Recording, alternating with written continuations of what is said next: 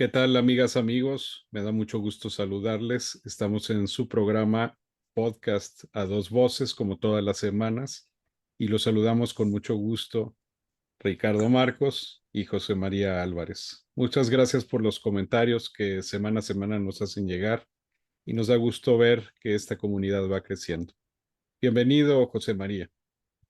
Gracias, Ricardo. Gracias, amigos, por estar aquí con nosotros en A Dos Voces, esperando que disfruten mucho estos programas de diciembre y que, pues, por supuesto, siempre les agradecemos que compartan nuestros podcasts, lo comenten y, pues, también revisen nuestra biblioteca de todos los podcasts que ya tenemos, pues, prácticamente vamos para 40, ¿no, Ricardo? Entonces los pueden revisar y pueden verlos y pasarse un rato si están en la fila del banco del trámite burocrático, pueden ver a dos voces pues tranquilizarse y pasársela un rato bien. Así es, y pues de hecho hay que decir que este es nuestro podcast número 39, así que nos Uh -huh. acercamos ya al 40. Quiero agradecer a los que han estado viendo nuestros más recientes podcasts, por ejemplo, el de música para tiempos navideños, que es el podcast de la semana pasada, pues poco a poco ha ido teniendo buenas visitas e incluso le ha ganado a algunos otros programas previos de los que hemos hecho programas, así que bueno, son de estas cosas que son sorprendentes, ciertos temas que de pronto tienen impacto, otros que a lo mejor pensamos que van a tener más vistas, son menos vistos. Por poner un ejemplo, nuestro programa de las variaciones Enigma todavía no tiene tantas visitas. Yo les recomiendo mucho que lo vean porque es una obra que vale mucho la pena explorar y además con la anécdota de las amistades de Elgar y que están relacionadas con cada una de las variaciones de esta obra magnífica. Pero bueno, como siempre el gusto se rompe en géneros y el día de hoy José María y yo queríamos dedicar un programa más como para redondear también lo que hemos hecho alrededor de una figura muy importante que es César Frank. Nacido en Bélgica un 10 de diciembre, así que próximamente vamos a estar celebrando en unos días su bicentenario, precisamente de 1822, pero él se naturalizó francés, una figura muy interesante porque era un niño prodigio, José María, gran pianista, pero de estos niños prodigios que fueron explotados por sus padres, y en este caso el padre de César Frank, pues aparentemente lo trae de aquí a allá, eh, lo presiona mucho, eventualmente entra al Conservatorio Nacional de Música de París y sin embargo, después de unos años ahí sale, también parece que empujado por el padre. Total, alguien que no logra en ese momento consolidar su vida y sus estudios, tiene que regresar a Bélgica y después en un momento en el cual dice, ya estoy hasta acá de mi papá, literalmente se divorcia de él, se casa con una mujer que no llevaba la aprobación tampoco paterna y finalmente terminan yéndose a París, que va a ser la ciudad que lo va a acoger y eventualmente Frank se va a naturalizar francés, no sin antes convertirse, haciendo una, digamos, transición de piano a órgano como uno de los grandes organistas de todos los tiempos, ya ni siquiera del siglo XIX, de todos los tiempos. Una personalidad muy interesante de revisar. Yo también quiero mandar mis parabienes y también mis saludos a Alex Caffi y a Bernardo Gaitán. Bernardo nos ve en Milán, en Italia, donde vive allá hace unos 3 años. Alex Caffi, que pues me ha mandado unos mensajes en donde dice, soy súper fan de sus podcasts y nos ha hecho algunas sugerencias que ya comentaremos, Ricardo. Así que saludos para ambos. Y como tú dices, Ricardo, pues la vida de Frank es muy intensa en cuanto a relaciones personales y sobre todo por esa decisión de tener que casarse de alguna manera joven, pero que pues recibió el apoyo de su compañera para poder continuar con todo lo que él tenía, que es una vasta imaginación, un compositor que si lo estamos recordando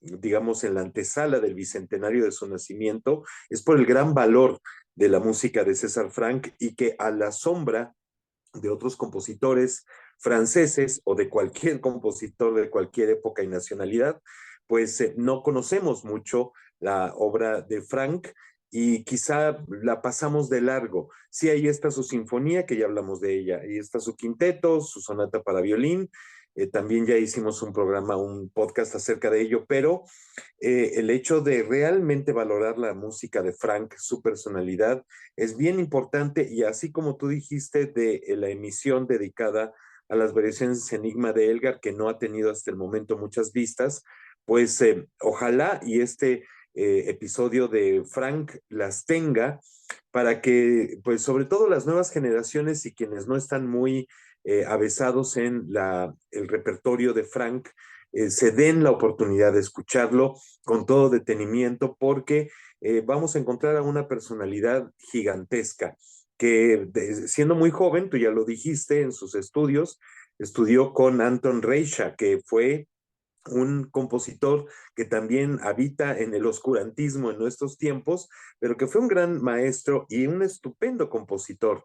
Y vaya, él guió sus primeros intentos tanto en la composición, también en el piano, en el órgano, como tú ya lo dijiste, que es más reconocido por todo esto que él hizo para el órgano, pero su música pianística es verdaderamente fenomenal y es piedra de toque para todos los pianistas que se precien de serlo. Es importantísimo en el repertorio pianístico y pues aquí vamos a abordar algo que también es muy curioso, Ricardo, amigos, que siendo de alguna manera un niño prodigio, la música orquestal, o bueno, digamos, el grueso de sus obras más célebres las vino a escribir muy avanzada ya su vida, prácticamente ya en los años, en sus 50, 60, y qué extraño que habiendo sido un niño prodigio, pues no lo hizo desde antes. Probablemente también esos problemas y esa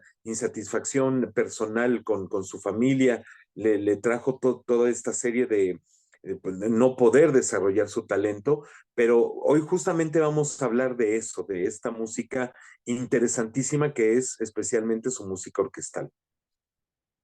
En su juventud, Frank compuso varias obras para piano, algunas obras incluso para piano y orquesta. Hay dos conciertos para piano y orquesta, uno perdido y uno que todavía se tiene por ahí, incluso se ha grabado, que compone cuando tenía 12 o 13 años. Sin embargo, sus primeras obras, vamos a decir, importantes fueron cuatro tríos para piano y cuerdas que él compone alrededor de los 20 años. Y en esa época a Franz Liszt le toca escuchar algunos de estos poemas sinfónicos, digo, perdón, de estos tríos con piano y considera que son obras importantes. Entonces, evidentemente Frank es un compositor con gran talento, no solamente instrumental, sino de composición, y esto se evidencia, vamos a decir, tempranamente, pero pues por las razones que ya hemos comentado, no logra, digamos, hilvanarse este talento hasta mucho tiempo después, en el que pues ya, vamos a decir, emancipado del yugo paterno, Frank empieza a crecer por su cuenta, se dedica también a dar clases y eventualmente se va a convertir en uno de los maestros de composición más importantes del siglo XIX, de la segunda mitad del siglo XIX. Y lo interesante es que la obra orquestal, eh, pues está primeramente ligada al género de los poemas sinfónicos. Qué curioso, ¿no? Y curiosamente, su primer poema sinfónico es uno que se llama Ce qu'on entend sur la montagne, lo que escuchamos en la montaña. Y es un poema sinfónico de 1846. No vamos a hablar mucho de este poema sinfónico, pero lo quiero tocar de forma anecdótica, porque resulta que el primer poema sinfónico de Liszt es de 1849 Entonces, explícame tú la, la ecuación, José María. A Franz Liszt se le considera el padre del poema sinfónico, pero resulta que su primer poema sinfónico es de 1849. En 1846, Frank escribe este poema sinfónico. Curiosamente, el primero de Liszt también se llama de la misma forma, o sea, ahí hay otro misterio, se llama Lo que escuchamos en la montaña o Lo que se escucha en la montaña. Pero el problema es que el de Frank es de 1846.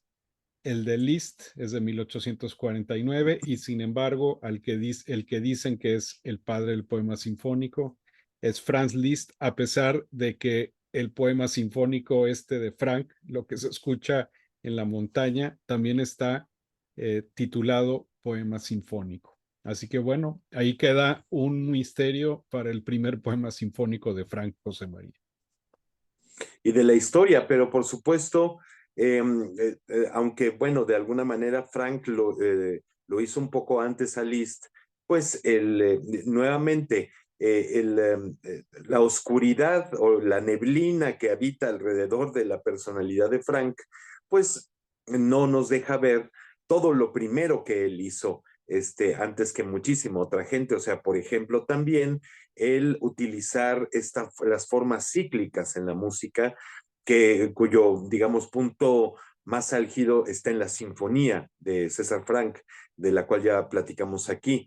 Eso también lo utiliza Franz Liszt, lo utilizó Richard Wagner, pero César Frank, digamos, él empezó con todos estas fórmulas musicales muy importantes y claro, dada la personalidad de Liszt, nosotros o bueno, mucha gente lo cataloga como el padre del poema sinfónico, pero es la misma tontería que decir que Haydn es el padre de la sinfonía, simplemente por haber escrito 104. Así que, pues bueno, tú lo has dicho y lo has dicho muy bien, este poema sinfónico que es de alguna manera una pieza juvenil, es una obra muy interesante, muy fresca sobre todo, pero interesante aún son los poemas sinfónicos que sí ya escribió en su madurez y que en muchos de ellos encontramos vestigios de la Sinfonía Fantástica de Berlioz, de la gran música orquestal de las óperas de Wagner, eso hay que decirlo porque el nexo wagneriano en Frank es absolutamente indudable, siempre se encuentra ahí, pero claro, llevado a un discurso bien interesante que es lo que logró Frank y con este tipo de poemas sinfónicos que la verdad, en mi particular punto de vista, se alejan mucho de lo que había hecho Franz Liszt. O sea, está entre el poema sinfónico en ciernes o digamos, en gestación que logró Franz Liszt y los grandes poemas sinfónicos de Richard Strauss. O sea, ya está más, digamos, dirigido hacia ese tipo de lenguaje y especialmente, claro, aunque era reconocido Frank como uno de los más importantes defensores del arte en galo, ¿no? Porque además así se le llamaba como era un padre, no sé, tú sabes el término, no lo tengo yo precisamente aquí apuntado, pero también era alejarse del wagnerismo y que obviamente al llegar la época de Debussy, a fines del siglo XIX es cuando se quiere romper definitivamente con toda esta tradición germana, pero vaya, aquí lo que hace Frank, aunque hay muchos momentos en que encontramos, sí, ese espíritu wagneriano, es netamente música de Frank y es netamente música francesa, por así decirlo. Pues bueno, habrá inventado no el poema sinfónico Franco, habrá sido uno de los primeros en componer poemas sinfónicos. La realidad es que la mayor parte de sus obras importantes de este género comienza en los setentas y esto es 1875 cuando compone las Eólidas. Sin embargo, para que tengamos el punto de contraste, el primer poema sinfónico importante francés fue compuesto un año antes, en 1874, La danza macabra de Saint-Saëns. Y en este sentido sí podríamos ver a Frank y a Saint-Saëns como los dos primeros grandes compositores de poemas sinfónicos franceses, sin lugar a duda. y de ahí va a haber muchas ramificaciones que nos van a llevar a otros como Paul Dukas, a otros compositores de la escuela franquiana que van a componer poemas sinfónicos. Hay, por ejemplo, hay un poema sinfónico de Henri Duparc que se llama Leonora, si mal no recuerdo. Hay algunos de Ernest Chausson, pero vamos a decir que los padres de los poemas sinfónicos franceses son Saint-Saëns y Franck.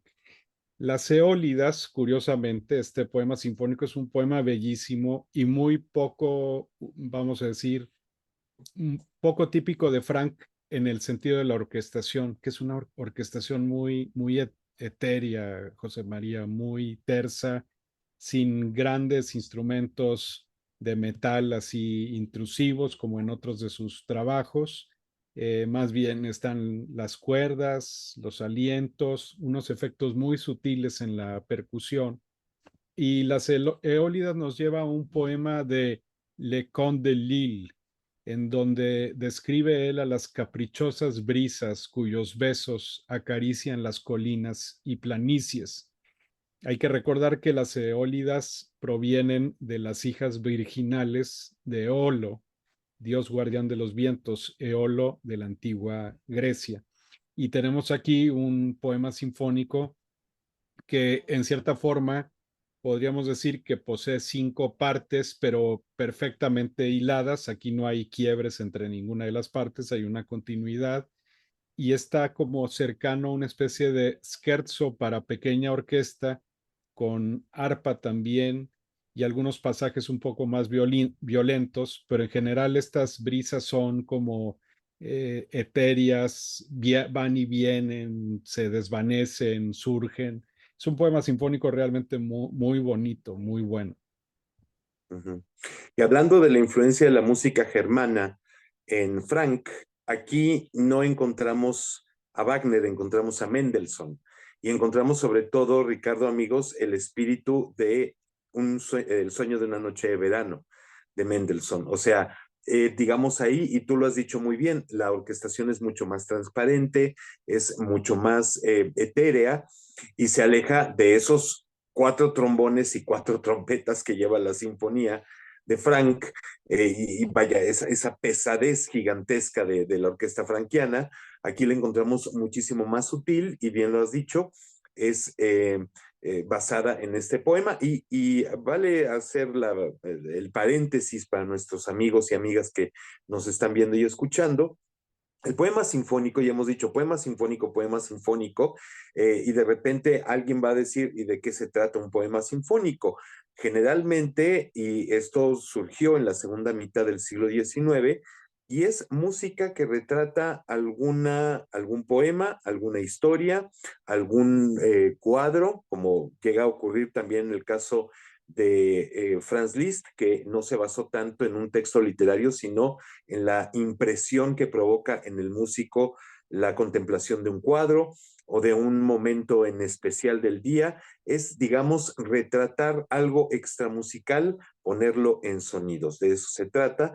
Y este poema de Le Conte de Lille, que hay que decirlo, querido Ricardo, él es el autor de La Marsellesa, de el himno nacional francés, Le Conte de Lille, y que tanto el texto como la música de una manera muy primitiva y que después orquestó Berlioz, como nosotros escuchamos la Marsellesa con toda esta pompa y ceremonia gigantesca, pero el texto y la idea original del himno nacional francés, la Marsellesa, es de este autor, de Le Conte de Lille, el, eh, el autor de las Eólidas.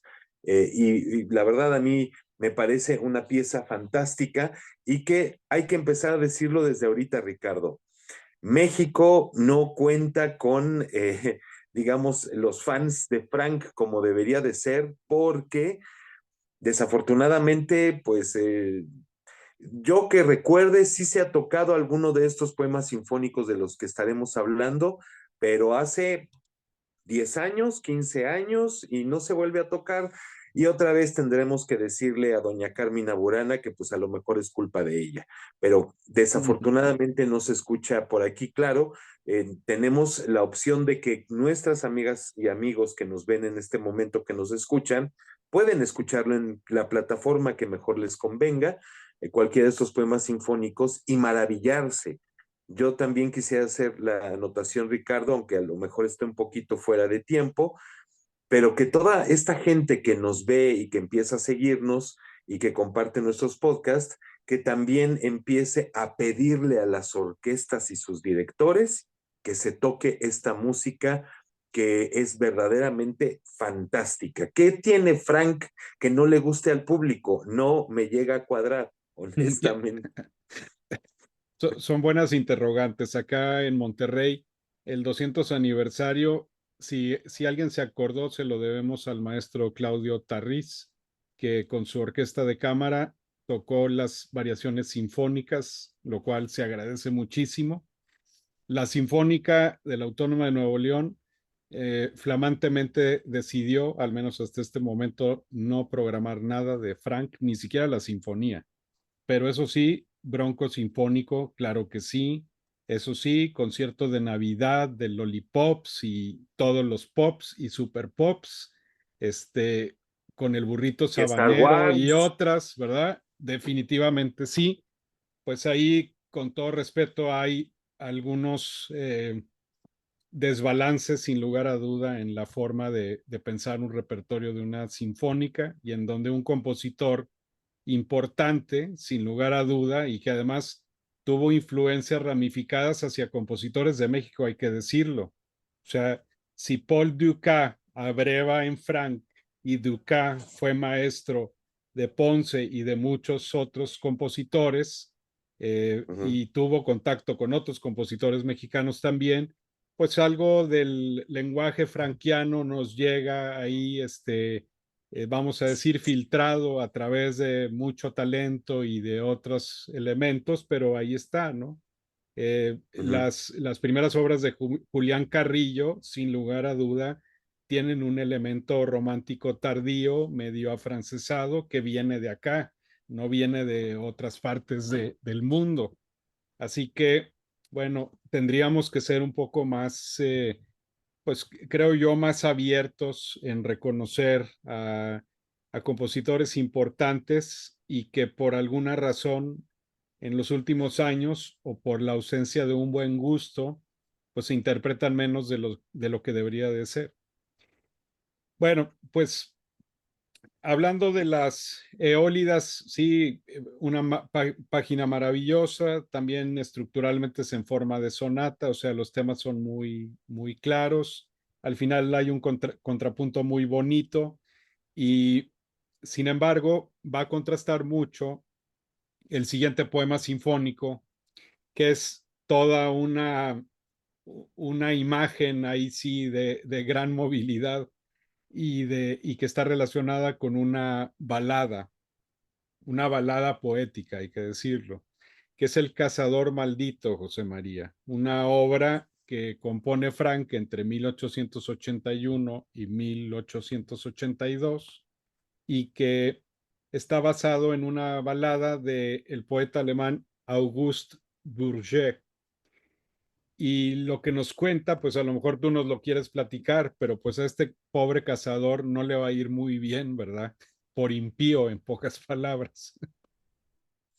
Y eso sí, hemos contado con el gusto de escucharlo. El Cazador Maldito, yo creo que sí es uno de los poemas sinfónicos de Frank que se han tocado más en México, sobre todo porque aquí ya encontramos a un Frank muchísimo más compenetrado con la forma del poema sinfónico, en la cual a través de los sonidos retrata este tipo de situaciones. Y esta balada que él va a retratar, pues sí, de alguna manera nos habla de este conde, ¿no? Y pues ya saliendo a la casa, precisamente animado por las campanas que se escuchan y no debiendo salir porque además tiene que guardar el sabbat, tiene que quedarse en casa de alguna manera para seguir este asunto religioso. Él decide salirse de casa con su caballo y entonces se escuchan voces, no precisamente en la música, pero sí, digamos que Frank lo hace o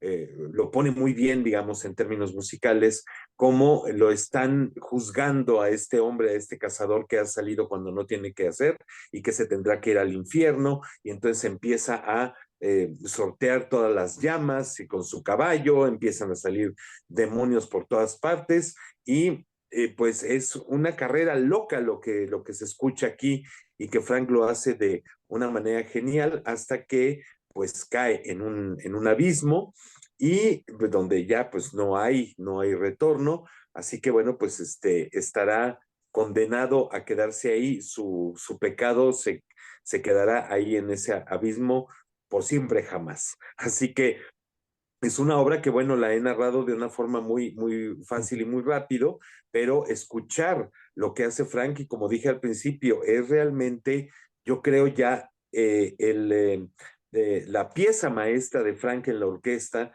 en cuanto al poema sinfónico, porque lo retrata toda la historia de una manera espectacular. Es como si estuviéramos viendo una película sin imagen, ¿no? Únicamente con sonidos y de una manera magistral, Ricardo. Así es, y nos traslada muy bien la historia, ¿no? En ese estilo va a influir sin lugar a duda en Paul Dukas también con su Aprendiz de Brujo, donde también nos retrata con la música todo lo que ocurre en el poema en el cual está basado esa magnífica obra también. Pero en este caso, podríamos decir que musicalmente la obra efectivamente sigue muy de cerca la balada, así que podemos distinguir cuatro partes. La primera, que es el paisaje de un domingo apacible con los tañidos de campanas que acabas tú de comentar. Después la casa con las llamadas de los cornos, que es pues esta parte frenética, la música parece galopante, ¿no? Y ahí sí escuchamos muy bien pues los sonidos de los metales, es magnífico. Después la maldición, que es entonada por el solo de tuba con acompañamiento del clarinete. Y ahí, pues básicamente, pues se le está dictando la sentencia al cazador. Y después viene una parte final, que es la caza de los demonios. O sea, los demonios se sueltan para perseguir al cazador y ahí vemos una música acelerada, frenética, la parte de la cabalgata llevada, digamos, al extremo en velocidad y en donde evidentemente, pues bueno, el cazador, pues según lo que dice la balada, va a tener que ser perseguido por la eternidad, ¿no? En esa cacería interminable en donde él se convierte en la presa de los demonios. Y termina pues abruptamente el poema sinfónico.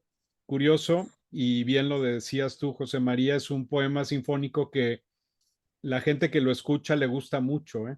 O sea, y eso lo he leído en muchas partes, personas que lo han escuchado, amistades, así que no hay excusa para tenerlo, digamos, fuera de las salas de concierto. Es una magnífica obra que nos muestra muy bien la madurez de Frank como compositor orquestal. El poema número 4, el cuarto poema sinfónico, se llama Los Duendes. Eh, lo curioso de este poema sinfónico es que Frank lo compone para piano y orquesta y ahora está basado en otro poema de Víctor Hugo, el cual evoca un mundo misterioso de duendes, duendes que aparecen volando como una nube centellante de vampiros y dragones, y el poeta, atemorizado, reza al profeta para que éste lo mantenga a salvo en su casa. El peligro pasa y en la lejanía se escucha el sonido de los robles que se sacuden al paso de estos espectros. Evidentemente el poema nos lleva a un contexto más oriental. Podríamos pensar que estamos en un entorno ahí arabesco, quizá con algunos dentro de un vergel o un oasis, y ahí es donde ocurre esta música que también tiene todas esas delicias armónicas típicas de Frank y una partitura con piano muy bien conseguida, José María. Que también nuestros pianistas, y también no es por hacer de menos a los pianistas mexicanos, pero los pianistas en todo el mundo prefieren tocar Rachmaninoff, Liszt, de esos pianistas que le hacen fuchi a Beethoven, ¿no? Que no saben si están tocando el concierto 2 o el 3, no tienen ni idea, pero es una de las obras que tenemos que agradecer a pianistas como por ejemplo Michel Beroff o Aldo Ciccolini, que hicieron muy buenas grabaciones de esta música y que es un poema sinfónico interesantísimo y que bien podemos escucharlo como si fuera un concierto para piano y orquesta, que de hecho eso es una obra muy virtuosa para piano y también con un lenguaje orquestal verdaderamente estupendo. Quizá también es uno de los poemas sinfónicos menos escuchados en las salas de concierto, precisamente porque necesitas un pianista que le interese tocar la música de Frank. Así que creo que es Le Jeans se llama, ¿no? Pero sí es Los Genios o Los Geniecillos, y es verdaderamente fantástica. Yo creo, Ricardo, que el poema sinfónico, que es el que ya nos hace, nos muestra Frank de una manera total, como orquestador, como un artista genial, es prácticamente antes de su muerte, unos 3 años antes, es que escribe este poema sinfónico que es Psique o Sige, que está basado obviamente en Psique y Eros, pero que además, vaya, tiene una gran admiración, siempre tuvo Frank por Vincent Dandy, y se la dedicó la partitura a Vincent Dandy. Lo cual no es de extrañarse porque es una... Dandy también escribió varios poemas sinfónicos, igual que su maestro, y este poema sinfónico de 1887, creo yo que comparte también, igual que con Le Jean o Los Duendes, una orquestación muy refinada. A veces se ve a Frank como alguien que, bueno, tenía una orquesta oscura, muy parecida al registro de un órgano, y esto generalmente se piensa así sobre todo por la sinfonía, que en este caso, pues bueno, es una sinfonía masiva, tú lo decías, tiene un aparato de instrumentos de metal muy poderoso, pero nada más nos cuenta una parte de la ciencia franquiana para la orquesta. Y me parece que en estos poemas sinfónicos vemos precisamente una variedad en las posibilidades, por supuesto, del uso de la orquesta. En el caso de los duendes, por supuesto, el uso del piano, pero también hay momentos climáticos geniales, esos crescendos orquestales, por ejemplo, como comienzan los duendes, y luego hay una parte pues muy oscura, muy poderosa que está relacionada con la llegada de estos espíritus o duendecillos o seres mitológicos orientales.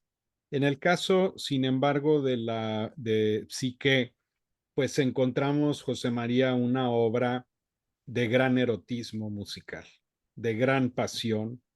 Hay, es una obra que está basada en 3 partes, pero además no es solamente un poema para orquesta, José María, es un poema para coros y orquesta. Entonces, tiene varias partes en las cuales interviene el coro, este poema sinfónico, y que a veces en algunas ocasiones este poema sinfónico se extraen nada más las partes orquestales y se hace ahí una especie de síntesis para escucharse en la sala de concierto. Desafortunadamente, pocas veces se atreven a poner el poema sinfónico completo, que dura unos 50 minutos y que también está muy relacionado, por supuesto, con el texto. La primera parte, por ejemplo, habla del sueño de Psique, luego Psique llevada por los céfiros. La segunda parte es el jardín de Eros, el amor, fuente de toda la vida, Psique y Eros, que es una parte cargada de sensualidad tremenda. Y la tercera y última parte, amor, ella ha conocido tu nombre, lo cual pues como que da a entender que Psique ha consumado o se ha consumado el amor de Eros y Psique, ¿no? Un amor carnal. El sufrimiento y los llantos de Psique y finalmente Eros ha perdonado. Así que es una obra que además, según las anécdotas del tiempo, aparentemente a la señora Frank no le gustaba tanto este poema sinfónico, le parecía demasiado atrevido, como se había atrevido César, el maestro Frank, a poner pues tan gráficamente los efluvios del amor en música. Y no solo a la señora, a mucha gente también en Francia le pareció medio escandaloso este asunto, porque como tú ya lo has dicho, sí tiene que ver sobre este pasaje mítico entre cuando Psique va al Hades con los Céfiros y se encuentra con Eros, pero tiene además la consigna de no ver el rostro de Eros y no lo cumple, entonces se hace todo este embrollo y después viene el perdón de Eros. Y sí, efectivamente, como tú lo dijiste, Psique y Eros, que es la parte netamente orquestal, es lo que se llega a tocar en algún país del mundo que no sea México, porque además tú lo dijiste, es cargada de sensualidad y hablábamos de, por ejemplo, en El Cazador Maldito, que existen algunos acentos de especialmente el final de la Sinfonía Fantástica de Berlioz, Mendelssohn en Las Eólidas. Aquí podemos escuchar una mezcla del mejor Frank posible con lo mejor del Tchaikovsky posible. Yo creo que tiene la gran influencia de Tchaikovsky aquí. Y sí, efectivamente es un poema sinfónico muy grande, con coro y orquesta, y que para mi gusto, aunque se llama poema sinfónico, a mí me parece una sinfonía programática, porque además está perfectamente bien hecha, así como Daphnis y Chloe de Ravel nos narra precisamente también esta historia mitológica. Lo mismo ocurre en Psique de Frank. Aquí se narra poco a poco y de una forma bien, eh, muy cinematográfica, por así decirlo, todo este texto fantástico y la verdad, escucharlo completo es un descubrimiento genial, así que pues aunque digamos, bueno, se conmemoran ahora ya prácticamente en pocos días, es el 10, ¿no, Ricardo? El bicentenario del nacimiento de César Frank. Pues bueno, a partir de ese día y hasta el siguiente año se pueden conmemorar el bicentenario, así que por lo menos allá en tu tierra habrá que decirle al maestro Díaz Muñoz que a ver si se encuentra un coro profesional que lo pueda hacer y la Sinfónica de la Universidad Autónoma de Nuevo León estoy seguro que también la podrá tocar.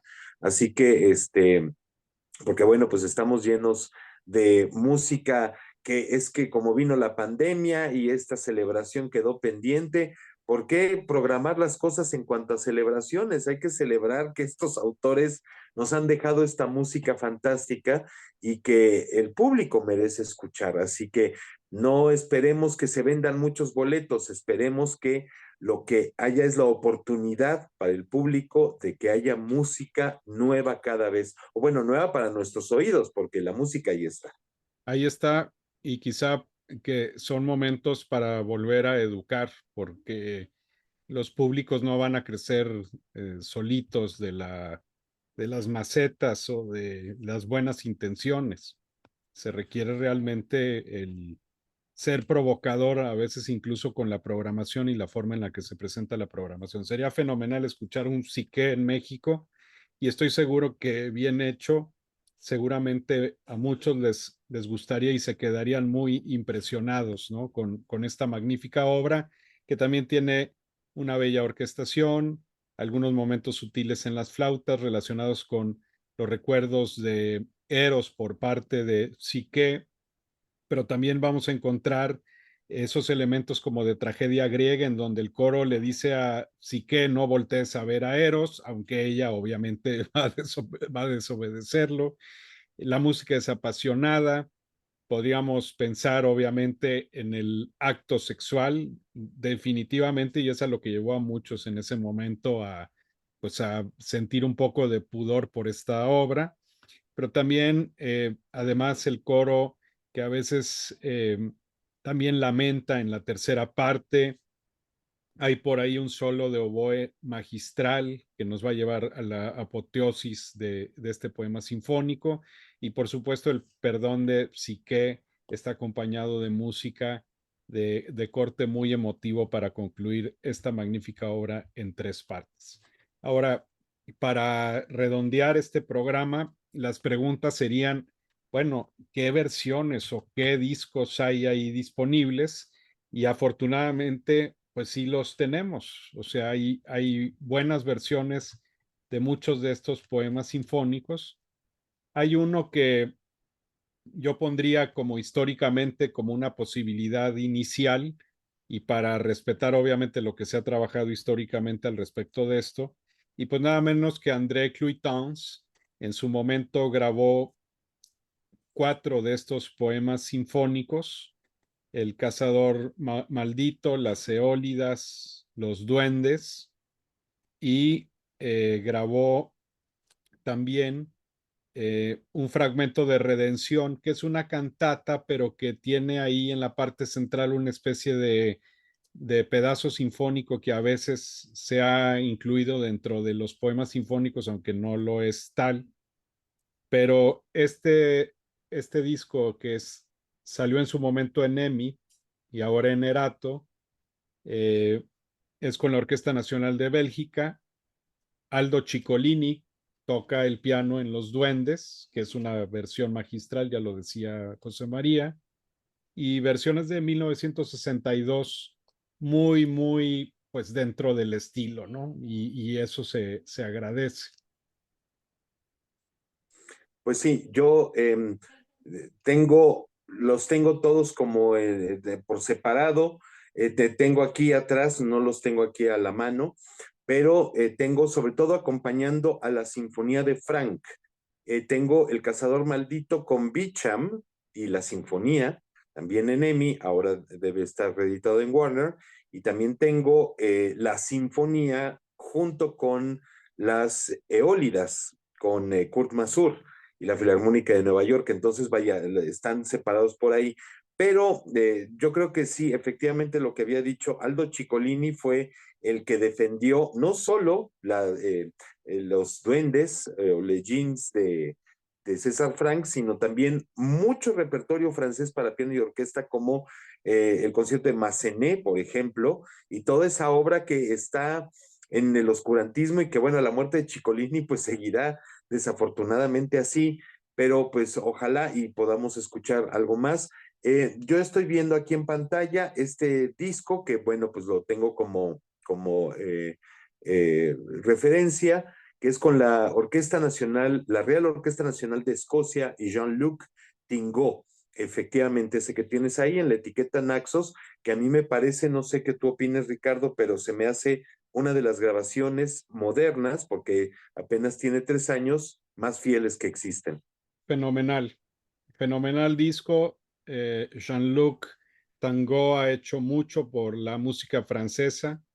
De hecho, él llegó a dirigir aquí en Monterrey, lo cual fue muy bueno haberlo tenido, alguien que verdaderamente conoce el estilo francés. Y esta serie es muy buena, ¿eh? La Orquesta Real Nacional Escocesa es excelente orquesta. El Cazador Maldito yo creo que es una de las mejores versiones que hay modernas de este poema sinfónico, al igual que Psique y Las Eólidas. No hay pierde con este disco, es más, yo lo recomendaría para quienes quieren saber qué pasa con César Frank, búsquenlo en Spotify. Y para los duendes o Le Jean, este disco que yo lo he alabado mucho este año, es uno de los que salieron precisamente como parte del bicentenario de César Frank, que es de este año, y es con uno de estos grandes pianistas franceses de la nueva generación, Tanguy de Villencourt. Es un excelente pianista. Aquí toca además las variaciones sinfónicas, los dos trípticos con piano, o sea, el preludio coral y fuga y el preludio aria y final, y además los duendes. Esta es una joya de disco. O sea, es con la Orquesta Sinfónica de Flandes bajo la batuta de Cristina Posca. Así que, pues bueno, también otra muy buena directora de orquesta, haciendo sonar maravillosamente esta orquesta de brujas, hay que decirlo. Y pues con este joven pianista, un demonio de pianista realmente. Excepcional disco.